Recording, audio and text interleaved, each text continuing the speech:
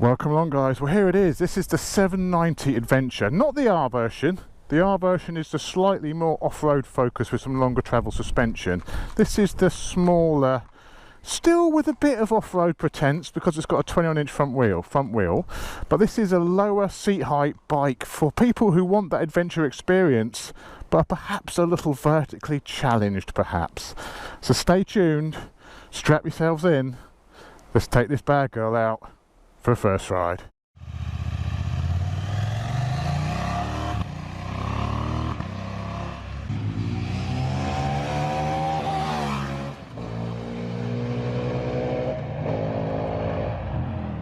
I've had this from KTM. I called this a first ride. It's not really a first ride. I've had this for 2 weeks.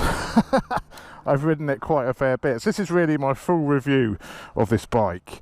The first thing you notice when you get on this, it's got this delicious TFT on it, which has, you know, fuel, you can connect your phone. There's lots of extras on this bike, which is a bit like the Super Duke. They're not all included as standard. So we'll go through some of those in a minute.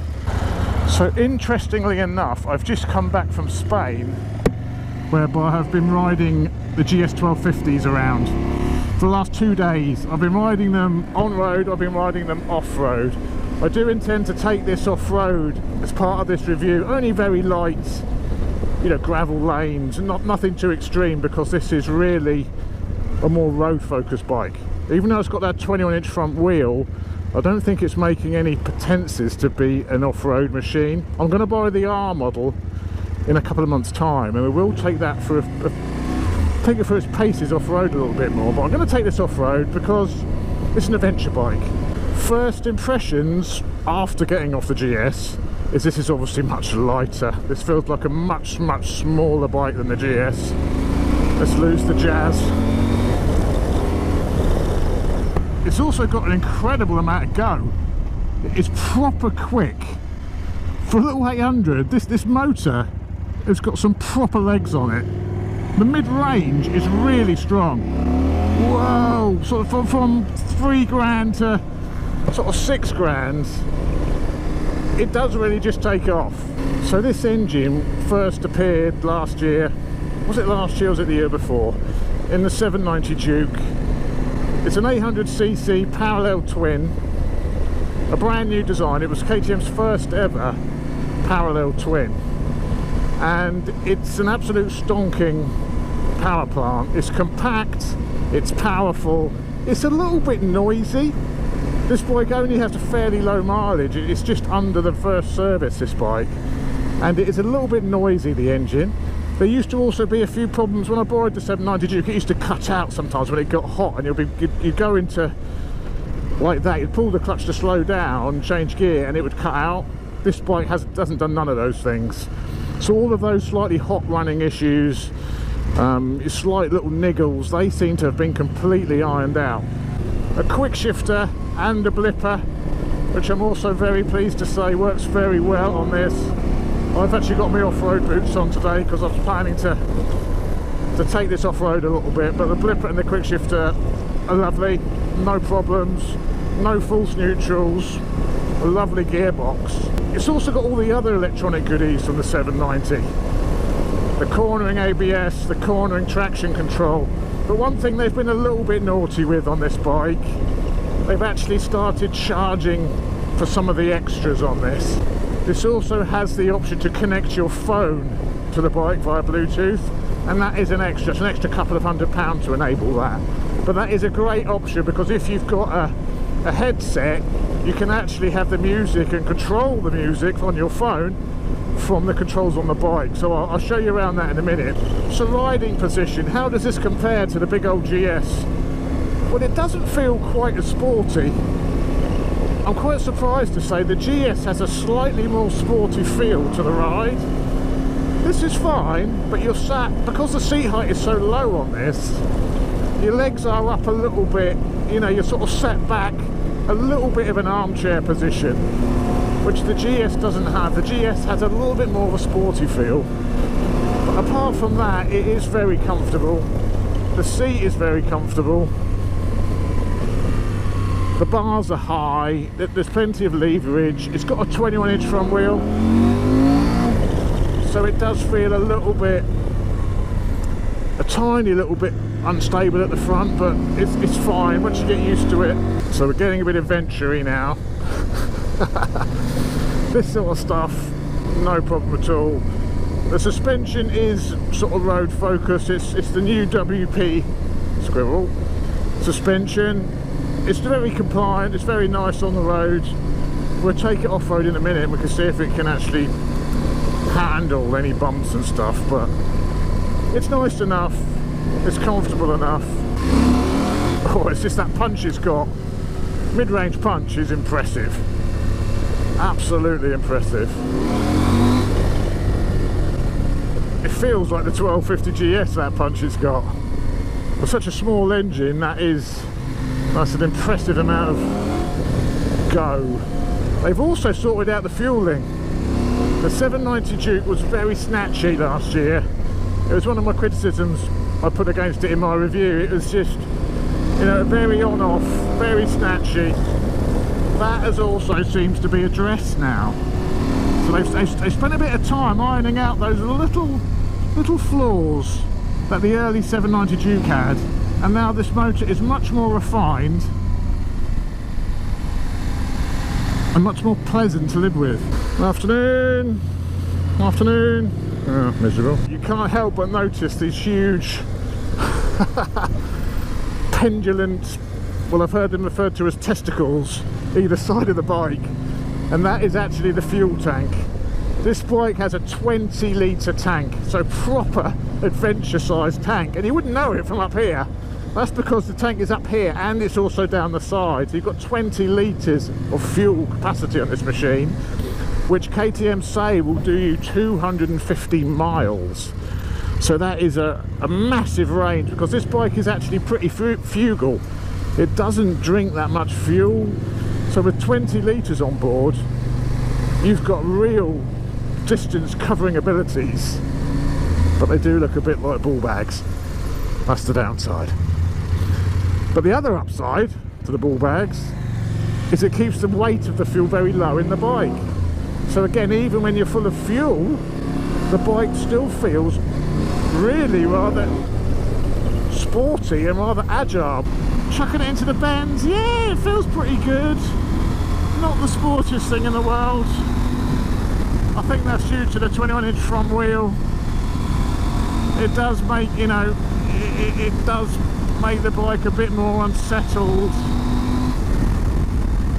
But you can still have fun. You can hustle this. Just be a little bit more committed with it. You may have to, you know, the bike doesn't give you masses of confidence to throw it in. You just have to trust that it can do it. I don't think there's any doubt this bike's going to be a big hit, because it's opening up that whole adventure market to people who are very slow.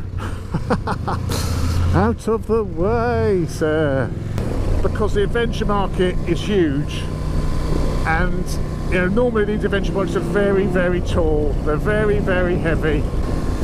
Even someone of my size, the thought of manoeuvring a big heavy adventure bike, especially off-road or on a loose surface, it makes you very apprehensive. This, because it's lower, because that centre of gravity is lower because of the ball bags, it's actually a much easier prospect. And if you can flat foot the bike, which I think most people would be able to flat foot this no problem, then that gives you a whole lot more confidence. Grunt! I think what we'd do is stop and do a little walk round before the bike gets absolutely minging off-road. Let's do a little walk around right here. So there it is. Excuse the wind, it's quite windy, the weather isn't particularly good, but there's the bike. You know, there's the big fuel tanks I'm talking about. I mean, it's a little bit of an odd looking bike. From certain angles I think it looks very nice. From the back angle like that, it looks good. From the front, I think it takes a little bit more getting used to. I think the Enduro R version actually looks a lot better than this. Obviously you've got the full LED headlights, you know, that KTM look that they all have. I like the big mudguard area here. I think that looks very nice. That big bit of surface area. You can also have optional top box to go on here. That's all standard, so they do a nice metal top box to go on. There doesn't seem to be any options for any side panniers as of yet, but you can have a big top box on there. The seat is comfortable. The seat is really comfortable. It's nice the way it wraps up around here, and it's also got a really nice pillion seat as well. The R model, this is all one-piece seat, obviously because it's more off-road focused, so moving up and down the bike. This is a a road-focused bike. Dashboard, ready to race. You've got different trip options on here. Trip 1, trip 2. The ABS, you can switch it to off-road mode as well, or turn the ABS off, which is quite a nice option. This one also has the quick shifter and the blipper enabled, so you can go in and you can turn that on and off. You can also set things like your favourites, so what things you want to appear on the main screen, other options. There's a lot of information on here. General info of the bike, all stuff you want to come up when you connect. Your Bluetooth mode. The shift light, which you can adjust the shift light on. You can't do that because it's being run in at the moment. The daylight running lights, you can turn those on and off or have them automatic, blah blah blah. I mean, there's a lot. What I mentioned about the KTM My Ride, which is the phone integration, I've been really impressed with this. You can have an audio or navigation mode, and if you go to audio like that, these buttons then control, that's your track up and down. These two, that's your play button, and if holding these down is your volume control as well. So all these then double up like this on your screen, and it'll tell you what track you're playing, what the artist is, and this is through Spotify or something like that. So for me, who loves a bit of music when I'm riding and a bit of tech like that, that is really appealing. And but that again, it's a couple of £100 extra to enable that. But it's the same with the navigation. You can do that with navigation. So you run your phone app, your navigation app on your phone, and it will tell you, next, left, just your normal sort of navigation type instructions on the screen, which again is nice. It's very nice. So even my phone battery is displayed on here. So little things like that are nice touches. It's a very, very interesting bike. And I think it will do very well for KTM because, I mean, look at that seat height. The seat is very low on this. Anyone could ride this, no problem, and have that whole adventure experience, but in a more manageable fashion, with an engine which still delivers an amazing amount of grunt. So I can't really see any negatives apart from some small gripes around the brakes and stuff like that. It's just, I think the looks are a little bit Marmite. If you can get used to the looks, I think you'll really enjoy this bike. Let's jump back on. Servicing, it'll do 10,000 miles between services, so an incredibly high service schedule, so that is brilliant. And to actually insure this bike, it isn't too bad either. I had a quote from my friends at BE Moto, and Frank, who's a 37-year-old teacher from Norwich, he's got 1 speeding conviction and 5 years no claims discount. One of these for him to insure fully comprehensive would be £196. So pretty reasonable to actually insure as well. And fuel consumption, they're sort of saying around 40 miles per gallon out of this. So it's, to actually run one of these isn't going to cost you a fortune. One thing I have found though is another slight quirk. I don't know if it's because of the 2 big separate fuel tanks. I guess these tanks must be linked in some fashion, or you're going to get one full up and nothing in the other, and you're going to run out of fuel. So there must be some sort of tubing interconnecting them to let the fuel flow between them. But what I found is sometimes if the bike's been left in a side stand, it will say you need fuel. So at the moment it's still got low fuel. I haven't got low fuel, but it takes a little while for things to move across and to correct that. So that's something I've noticed quite often, that 1 minute it will say you've got a lot of fuel, the next minute it'll say you haven't. You can see it's gone off now and the fuel's gone up. So it takes a little while for the fuel to flow between these testicles, I think is the is the issue. So if the bike suddenly says, hang on, you're running out of petrol, just give it a little while, it may change its mind. Oh, it's quick. Okay, there's the green lane up ahead. We've had a lot of rain, it's going to be a bit wet. This doesn't have off-road tyres on, this just has heavily treaded road tyres. I'm going to try it though. It's an adventure bike, you know, you should be able to do a little bit of adventuring on it. Actually, what I will do though, to give it more of a chance, I will put it in off-road mode. Let's put it in off-road mode at least. Off-road mode, close the throttle.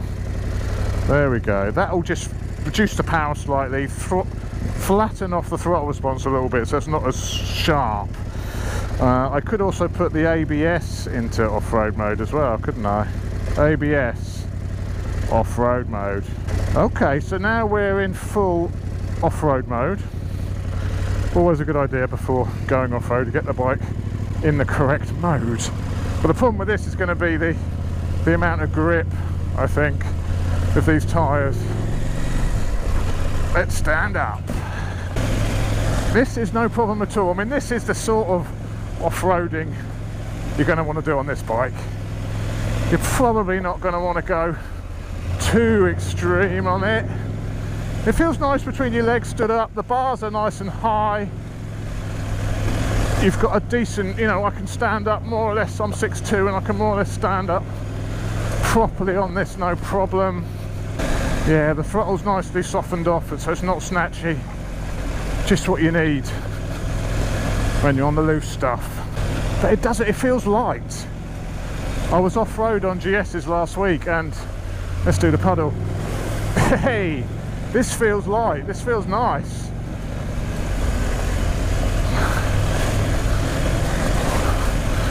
Yeah,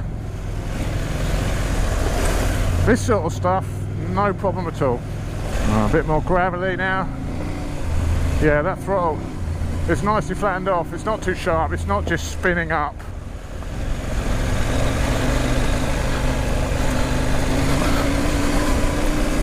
It's everything you need it to do, really. Suspension is compliant. It's soaking up these sorts of bumps, no problem. No bother at all for it. Absolutely perfect. It's a great bike. There's no denying it's a good bike, this. I think KTM are onto a winner with this sort of middleweight adventure bike. It's opening up the market to a lot more people. And time will tell how this market goes. You know, Yamaha have the Tenere coming out very soon or later on in the year. That is a lot cheaper than this. One of the problems I do have with this bike is it is quite expensive. It's £11,000, starts at £11,000. By the time you chopped a few extras on it, like the quick shift and blipper and perhaps the phone integration, and that price rises. And the standard 790 is such good value at sort of £8.5 that it makes you wonder why this is £3,000 more expensive for the base version when it's based quite heavily on that bike, which is built to a budget. Another great thing about this bike is its ability just to cruise on the motorway. You can travel some serious distances with this because it absolutely cruises. Let me get it up to speed. 70 miles an hour, 4,500 revs, top gear. Effortless. You could cruise at this all day long. Down through the gearbox on the blipper. The beauty of this bike is it's going to appeal to a real wide audience because you've got that adventure bike look and ability. I mean, it has got the ability, but with a nice low seat height that anyone can ride without feeling intimidated. And that's the thing with it. You know, that's I think why this bike has a 21-inch front wheel, because it is still to go off-road on. It is still to explore and go adventuring on. If you're going to be really serious about your off-road on one of these, then you go for the R model, but that does have the longer travel suspension, so it's going to be better off-road than this, but then you're going to not have that low seat height anymore. So I think with this model they're saying, yes, we won't call it an S because that makes that it's just a street model. It's not just a street model. You can go off-road on this. It's got a 21-inch front wheel, but it can be appeal to everybody. People who don't want to lug a 250 kilo adventure bike around.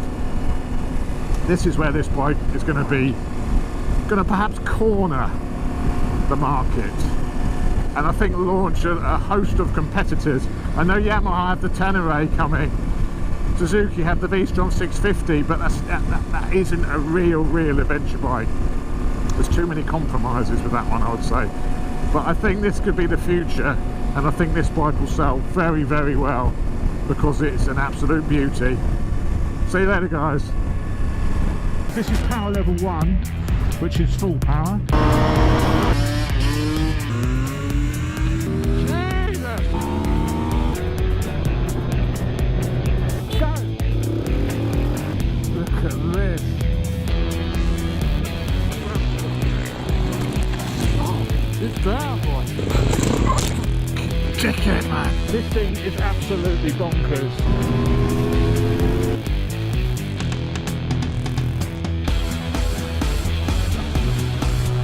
It's also pretty quick.